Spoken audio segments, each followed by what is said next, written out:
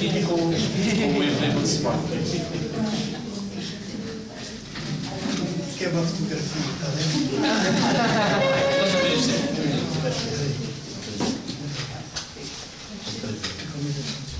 Então, olha, façam favor, façam a entrega ao Sr.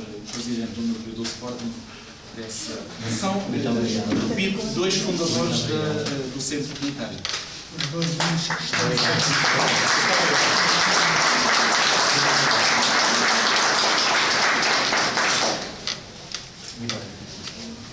não há muito para ir nessa secundária. Não há erro nenhum em ser do Vitória de Setúbal, também ser do Sporting. A nossa simpatia é assim, mas Bom, eu iria então passar a palavra ao Presidente da Câmara Municipal de Augusto. Muito obrigado. Eu queria atualmente saudar o Sr. Presidente da Direção do Centro Cultural da Quinta do Conde, também saudar o representante da Assembleia Geral que preside esta sessão solene, também saudar o Representante Manuel Begonha, saudar o Coronel e o meu amigo Grande Clemente, aqui presente, saudar todos os presentes que estão aqui, quer a título pessoal, quer a título institucional, os fundadores, o Sr. Presidente também da Assembleia Geral, que eu vejo ali sentado, acho que vai ter que abandonar a sessão mais cedo, os fundadores do Centro Comunitário aqui presentes, ainda há outros vivos que estão ausentes, e queria naturalmente agradecer o convite dirigido à Câmara Municipal para estar aqui hoje presente. Eu fiquei um pouco assustado quando disseram que o tema seria 25 de Abril e a organização popular. Um pouco assustado, assim, este tema dá para falar sobre quase tudo. Porque 25 de Abril, tanto pano, é imenso que se lhe diga que muito há ainda de falar sobre os seus antecedentes, os seus 2 anos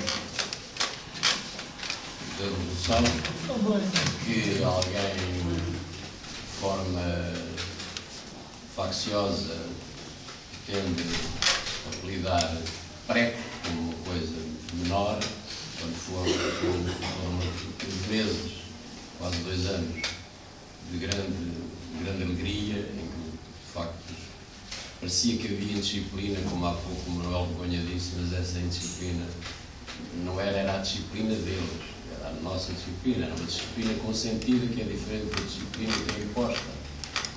Tudo se passava com uma grande saudade e saúde democrática. Portanto, é preciso, e muitos estão aí, muitos estão em idade, próximos de idade, lembrarmos do que era o país antes do 25 de Abril. Por vezes, passados anos, e sobretudo na hora que agora estamos, no momento difícil que estamos a passar, nos esquecemos e branqueamos um pouco o fascismo, dizendo que está tudo na mesma, está tudo na mesma, parece fascismo, ou já é o fascismo. Parece para lá caminhar, com outra roupagem parece para lá caminhar, mas efetivamente muitas conquistas se conseguiram com 25 anos. Mas nada foi oferecido. Nada foi oferecido. Tudo foi conquistado por um esforço das pessoas, dos trabalhadores, das organizações populares, em aliança, nessa fase de 74-75, em aliança com os militares progressistas. Em aliança com militares que, até não sendo progressistas, não viam outra forma de viver. As conquistas foram de tal ordem, as conquistas que tivemos nas liberdades, tivemos na organização democrática do Estado, tivemos na nova estrutura económica, na reforma agrária, nos direitos sociais, nos importantes direitos sociais, que ainda hoje a sua base, a sua coluna vertebral ainda tem a sua forte raiz.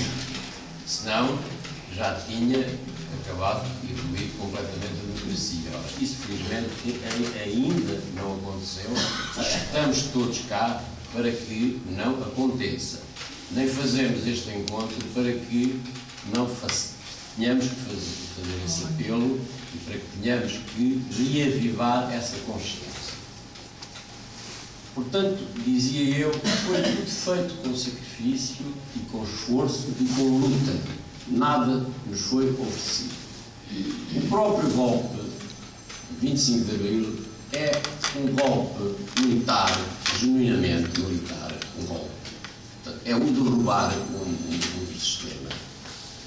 Não sabendo, tendo um programa progressista, que são os 3Ds, como se lembram, democratizar, desenvolver, descolonizar, embora tendo um programa progressista, que foi base em si daquilo que aconteceu depois, apenas se trataria de um golpe militar. Estávamos longe de supor que as transformações podiam ir onde chegaram. E as transformações só chegaram onde chegaram porque o povo agarrou no golpe militar. Estamos, os que na altura viviam, já eram mais crescidos, os que na altura tínhamos 30 anos ou mais, ou 20, mais, lembramos do papel importante das comissões administrativas nas câmaras que tomavam conta das câmaras. As câmaras eram, segundo o fascismo, eram os militares nomeados, aqueles militares mais conservadores, eram nomeados. O sistema era, de facto, de ditadura completa, de um único partido, de opressão, com uma polícia política que nos prendia as próprias consciências, censura, como disse há pouco, os presidentes de câmaras, os governadores civis, era tudo nomeado, era eleito. Havia ainda diferença entre rapazes e raparigas, as mulheres não tinham direito a voto, os trabalhadores não podiam fazer greve, a justiça era com base no social tribunal plenário, em que quem tivesse opinião diferente do único partido era preso e torturado, e depois se era considerado o mais perigoso, nunca saía da prisão. As condenações sucediam. Os estudantes não tinham liberdade, tinham a liberdade que eles deixavam ter, os limites. A economia estava na mão de famílias, como agora. E os militares estavam por todo lado. Os militares, nós agora nós agora, há uns anos para cá, que não vemos militar na rua. Na altura disse muito, nós estávamos a sair à rua para se ver um militar. E rua nenhuma que não tivesse um serviço militar, ou que não houvesse um quartel. Não havia vila nenhuma, e portanto não tivesse um quartel. Portanto, estávamos em guerra, tínhamos colónias, subjugávamos outro povo. Eles eram colonizados como nós éramos colonizados. Havia aqui um duplo colonialismo. Eram colonizados. Nós colonizávamos os africanos, mas também éramos colonizados pelo sistema, pelo regime, pela ditadura, pela opressão. Portanto, é graças à guerra, pode-se dizer, deve-se dizer, que há uma tomada de consciência dos militares do povo. Não foram os militares das elites.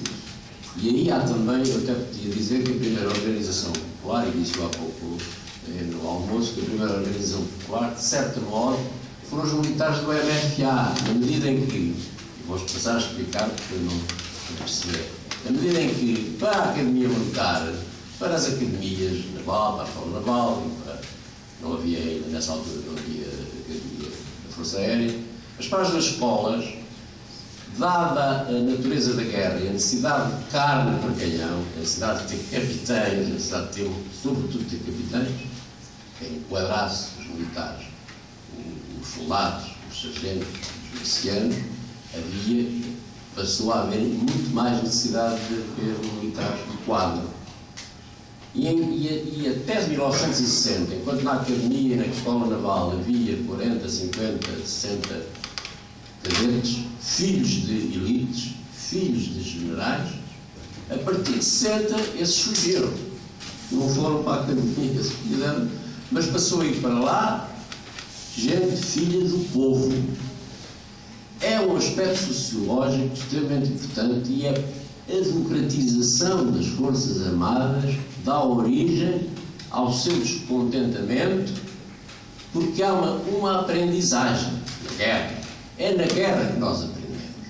Aprendemos constatando que era mentira o que o governo dizia, lá no local, passando por Guiné, passando por Moçambique, passando por Angola, a falar das três que ficaram, em que os seus agentes se revoltaram, portanto, o movimento de libertação que se libertaram, e que nos deram consciência, não só os anos 60 são também um mundo dos anos especiais, em que há um movimento social bastante forte, como vós sabeis, Make Love, Not War, fazer amor e não guerra, os Beatles, uma série de acontecimentos culturais e artísticos importantes, literários, que são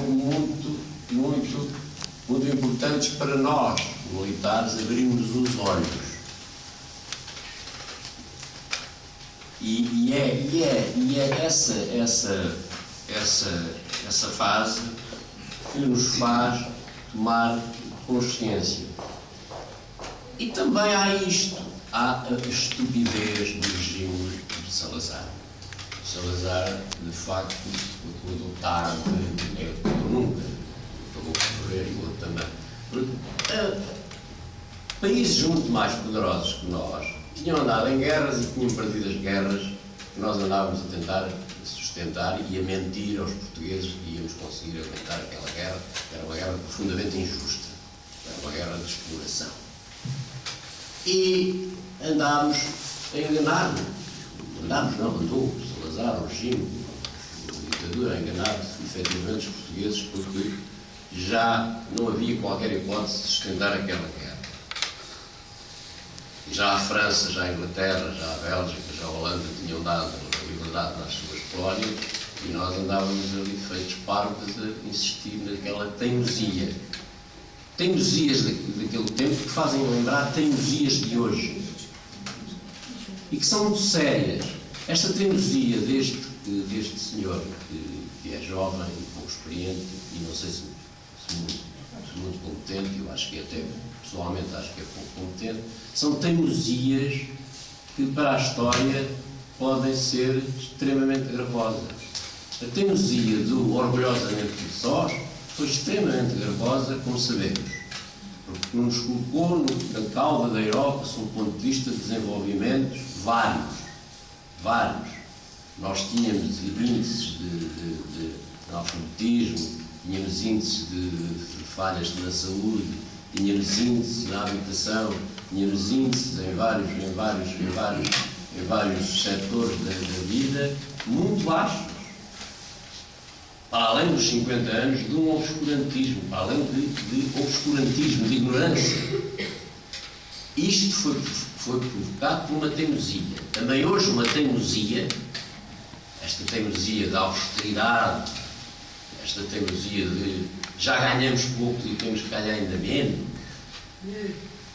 esta teimosia de Estado Social, de crer que isto é um neoliberalismo puro e duro, como sabeis, não é? Eu já estou a chegar cá porque me apetece muito falar de hoje, não é? Porque é hoje que temos no amanhã. Mas também importa recolher elementos do passado, nomeadamente esta teimosia do Salazar, para perceber aonde conduzem as teimosias.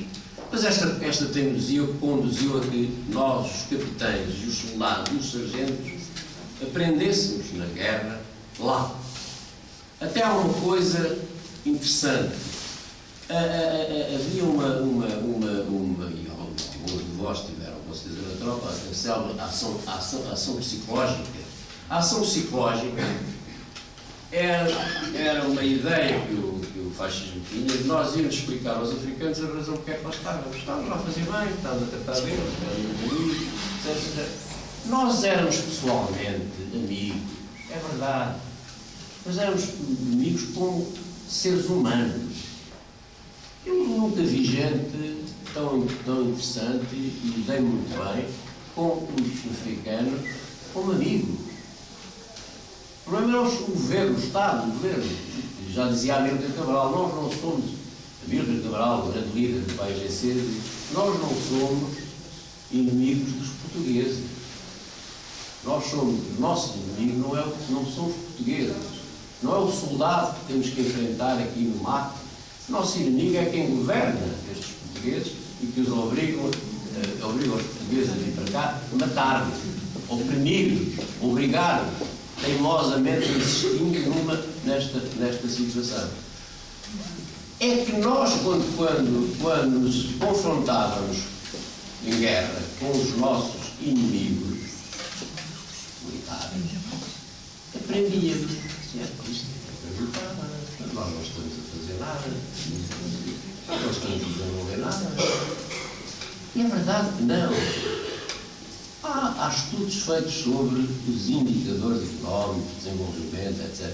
Quem fazia coisas eram quem nos colonizou muito, foram os ingleses. Nós somos sempre, desde a nossa história depois foi toda mal interpretada, ainda hoje há senhores conservadores que a interpretam de forma que lhes convém, não é?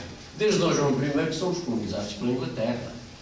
E mais ainda depois de termos cá tido os espanhóis e depois temos a Inglaterra, ainda ficámos mais para o Brasil, sempre andámos a ser colonizados pelos ingleses. E de resto as indústrias que cá tendem para nos explorarem, aquilo que era considerado como sendo nosso, em África, os nossos minérios, os nossos ouros, os nossos diamantes, as nossas riquezas sob o ponto de vista agrícola, etc, etc. Este tema dá pano para muita manga, mas é para vos explicar que é da emanação popular que nasce o MFA. Nós não podíamos deixar de ser outra coisa no dia 26 de Abril. Porque nós, efetivamente, no dia 24 de Abril, não éramos umas Forças Armadas ao serviço do fascismo. Já não éramos. Já era mentira também. E eles levaram com essa mentira. Era mentira. E é porque era mentira que nos revoltámos, tomámos consciência, sobretudo novos, capitães, 1960, quase todos 60, 61, da Academia ou da Escola Naval, 60. Portanto, nós tínhamos sangue novo e não tínhamos nada a ver com os majores, coronéis e brigadeiros e generais daquele tempo. E esses não mandavam nada, porque quem tinha experiência de guerra, quem tinha experiência de comando, eram os capitães. Porque os capitães é que estavam sozinhos no mato. É que faziam de pais dos soldados, pais dos sargentos. Eu estou a dizer isto no sentido simbólico, não é? Mas não era só no sentido simbólico. Havia também, os capitães em determinadas quadrículas eram uma espécie de presidente de junta de freguesia, fala comparada, compreende? Eram os chefes da zona, que tratavam da alimentação, tratavam da segurança, tratavam de tudo. E, portanto, ganharam muita experiência. Nós, capitães, ganhámos muita experiência nestes 13 anos de guerra. Porque fomos lá 2, 3, 4 vezes. E viemos cheios de força.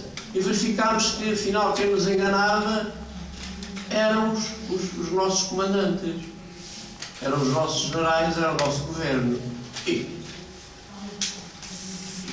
há pequenas razões, depois, pequenos pormenores que eu não vou contar aqui, porque todos nós sabemos, que deram origem a que nos revoltássemos. E, de facto, conseguimos com êxito. Não foi fácil. Ainda saíram em Portugal 25 unidades e na Guiné saiu tudo. Lá descobriu do poder também na Guiné, que é uma coisa pouco dita, mas na Guiné e em Portugal é simultâneo o golpe, os dois golpes, e são as organizações populares nas câmaras, nas fábricas, em todo o sítio onde foi possível organizar-se, que tomou conta da nova situação, porque senão nós não tínhamos resistido e aguentado a revolução. Portanto, se há realçar e sublinhar a importância da coesão social e da associação das pessoas, é no que se passou a seguir ao 25 de Abril. E é no que nos falta hoje. Hoje falta-nos consciência, porque há muita manipulação e há muita verdade que é invertida. Através de quem? De quem tem os canais de televisão, que são os poderosos, através de jornais que são os poderosos, e portanto fica uma faixa muito fina para podermos esclarecer coisas, debater coisas. Somos muito insuflados todos os dias, todos os dias à noite, através das televisões, dizem-nos o que querem. Eu quantas vezes vejo o pivô a dizer: mas o que é que o pivô nos explica? Ele sabe que não é assim. Não. Convém deixar passar. Portanto, é fundamental que haja cada vez mais conhecimento. Isso o papel da escola, o papel das universidades, mas agora até se consegue ser doutor com Valência. Eu também estou qualquer dia com Valência em discursos, doutorado em discursos. Portanto, meus queridos amigos, eu não queria, não sei se já vou muito avançado, e gostava mais, sinceramente, que houvesse diálogo, que houvesse aqui uma resposta a esta questão que eu estou a colocar. A necessidade de nós falarmos, debatermos, de discutirmos coisas, porque há muitas coisas que estão mal ditas, são maldosamente tiradas para fazer esquecer o que é importante. Quando não se fala-se muito das coisas acessórias e fala-se pouco de coisas importantes. Houve uma greve geral, nacional, não só em Portugal, mas também em Espanha e até um pouco na Grécia e noutros sítios houve manifestações. E no dia seguinte, o que contam são 30 tipos a tirar pedras, não é? Que se calhar foram eles que nos puseram lá. Sem dúvida. Porque não se entende, e já estou em debate, parece, não é?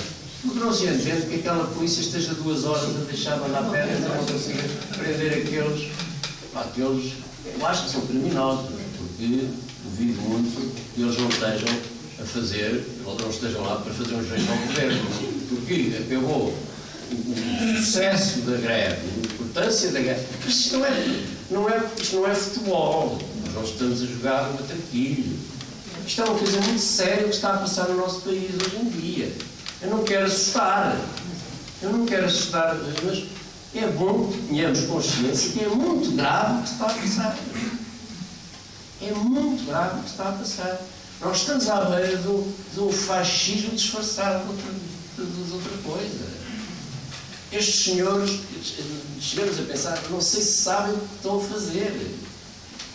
Apetece admitir que não têm consciência do perigo. Porque eles próprios estão a ser comandados por poderosos tubarões. Este neoliberalismo chama-se, tem nome. Não vale a pena imitar, dizer. Tem um nome, como o outro tinha, que era fascismo. Muita gente tem medo. E a gente ainda hoje tem medo de dizer fascismo, está gasto. Não está nada gasto. O fascismo existiu como hoje existe o neoliberalismo. E o neoliberalismo é uma forma de capitalismo selvagem. Porque, vejam bem, meus queridos amigos, o capitalismo era um capitalismo chamado keynesiano, de um senhor inglês, que tinha uma preocupação social, Era a social-democracia, portanto, era um capitalismo com preocupações sociais e com as crises que o capitalismo teve, e subiu até 1970, exatamente acontece. Temos um azar, nós, Portugal e 25 de Abril, é que a crise do petróleo de 70, 73, coincidimos com a crise do capitalismo, e há então aquele senhor horroroso, horrível, que é o Sr. Friedman, que cria este capitalismo chamado anglo-saxónico, porque o outro é o chamado capitalismo hernani, são aspectos técnicos que não interessam muito, mas o hernani é um capitalismo mais doce, mais suave, mata mesmo. Mas, de qualquer forma, são diferentes. Às vezes a gente são diferentes. Este capitalismo é um capitalismo em que a principal preocupação dos senhores é a finança, é o dinheiro e as pessoas estão no último patamar. Não estão nada preocupados com o nosso bem-estar, com o bem-estar dos nossos filhos, nem com o dos nossos netos. Isto é muito grave, meus queridos amigos, e temos todos que fazer passar a palavra de que haja consciência que não podemos, temos que fazer das formas possíveis, temos que reagir a esta avalanche, a esta violência. Porque, de facto, já ganhávamos pouco, já os nossos salários eram os mais baixos, o mais baixo, ou se não era o mais baixo, era logo a seguir. E é que esta senhora ainda tem a lata no outro dia, esta senhora que se chama, nem me apetece já a falar nela, e Portugal estava a portar muito bem porque tínhamos baixado o salário. Quando é tão incompetente, meus queridos amigos, que nem sabem que no nosso custo de produção, os salários nem é o que pesa mais em Portugal. Os nossos salários são tão baixos que pesam pouquíssimo nos custos de produção. O que pesa nos custos de produção é a energia, é os combustíveis, é os transportes, são as próprias matérias-primas, são o dinheiro e é o dinheiro. Quer dizer, dizem eles que é para ter mais competitividade, como se eles tivessem, aquela senhora, interessada em que Portugal tivesse mais competitividade, para eles venderem menos. Há-se mesmo a ver, não é? Não, o que fizeram foi destruir, com a entrada na CE, aquilo que se chama desindustrialização, que quer dizer queda da indústria, queda da agricultura, queda das pescas. Metade dos nossos barcos foram queimados. Pagou-se para não cultivar certas espécies, como é conhecida a do girassol. As indústrias desapareceram aqui em Espanha, não foi só aqui. Tudo por um jogo de poderosos que estão lá nos seus cálculos, não é? Com as suas folhas de dados, agora com os computadores, como está aquele Gasparzinho, não é? É ser perfeitamente, ele até fala assim porque está a ouvir o que lhe dizem, não é? Fala jogar, eu não consigo, porque está a traduzir o que está a dizer. É um grandíssimo incompetente. A primeira coisa que temos todos que fazer passar é que ele é profundamente incompetente. Porque eu interessa-me um competente que me faça feliz. Não interessa-me um técnico que me faça feliz, não me interessa-me um técnico que me faça infeliz. Portanto, se ele me faz infeliz, é incompetente. E ele está a fazer infeliz o nosso país. E eles, o sistema, o neoliberalismo, está a fazer infeliz Portugal, Espanha, Grécia, Irlanda, Islândia. São poucos, são 300 mil, quem dera são as pessoas 300 mil, que puderam fazer aquilo que fizeram. Mas vai por aí fora. Até não sei onde. Portanto, é um apelo que se faz, é à consciência, de facto, da força e do poder que temos como cidadãos livres. E enquanto tivermos liberdade formal, já não temos toda a liberdade que tivemos há 37 anos, já não temos. Mas ainda temos e vamos agarrar a ela. Senão não podíamos estar aqui a falar. E a gente não sabe até quando vai poder. Eu posso estar aqui a dizer isso, os amigos a dizer aquilo, certamente quererão dizer. Muito obrigado. Não, há muito mais para dizer. Gostaria de responder a qualquer dúvida que tenha sobre factos, sobre pequenos episódios, etc., que são às vezes interessantes e podem também ser significantes. Estarei à vossa disposição. Tive e tenho muito gosto sempre em estar com estas organizações, que eu chamo de organizações populares de base. Muito obrigado.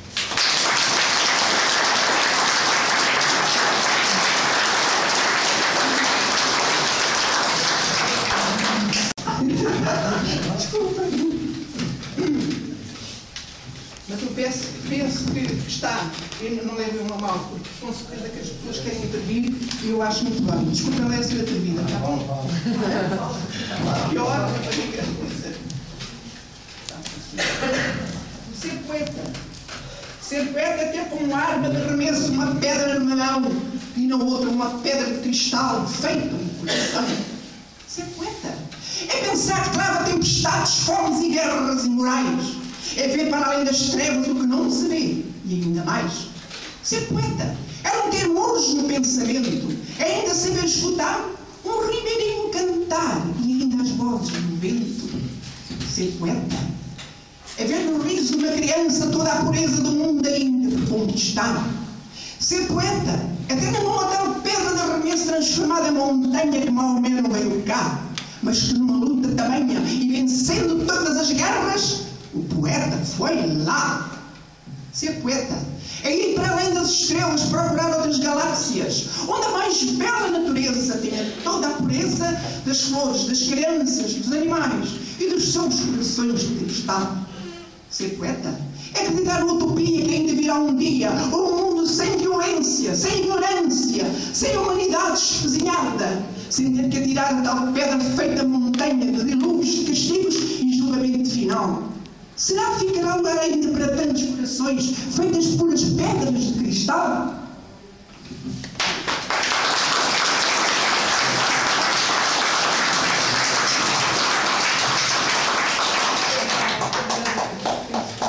Muito obrigado. Uma conversa interessantíssima que estávamos a ter, mas que eu achei que não podia deixar de compartilhar com vocês. Muito obrigado pela atenção e parabéns pela atenção.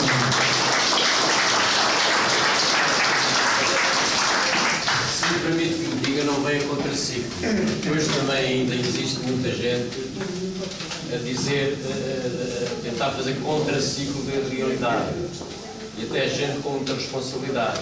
Ninguém entende, eu não entendo, nós não entendemos. Por exemplo, certas palavras proferidas por um alto responsável da Igreja relativamente à crítica que faz às manifestações, como se as manifestações não fossem constitucionais, não fossem legais, não fossem legítimas, não fossem necessárias. Ele apetece dizer que ele acha que uma posição dele não é uma manifestação. Não é? Ele acha que não é uma manifestação, mas condena as manifestações. Diz, e é o mais alto dignatário da Igreja em Portugal, que condena as manifestações. É uma coisa absolutamente absurda. Felizmente que há outros altos dignatários que têm outras posições. Mas isto para dizer que não vem contra si o que disse. Nós temos que estar muito atentos a todas estas formas capciosas e manhosas de nos procurarem enganar e enredar nos seus jogos. Se pudesse, só gostaria de acrescentar um pouco mais, fazendo um pouco de retrospectiva histórica. Não sei se lembra, naquela altura havia um partido que se chamava o Partido da Democracia Cristã, que depois foi ilegalizado antes das primeiras eleições. Toda a gente naquela altura nos Açores estava virada para votar no Partido da Democracia Cristã. Como foi ilegalizado, assim aparece a força do PSD nos Açores consequente, que era o partido com a seta virada para o céu, era o partido para Deus, como os párocos diziam às populações. E foi assim que o PSD dominou durante muitos anos nos Açores.